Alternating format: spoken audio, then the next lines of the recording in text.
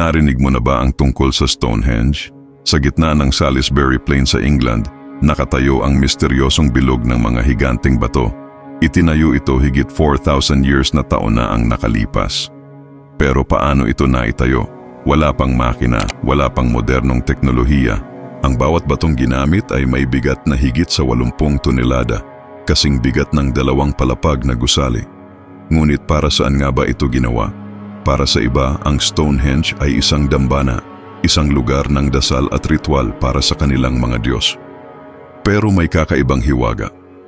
Ang pagkakaayos ng mga bato ay nakatapat mismo sa pagsikat ng araw tuwing solstice. Ibig sabihin, maaari rin itong nagsilbing kalendaryo ng mga sinaunang tao, gabay nila sa pagtatanim at pag-aani.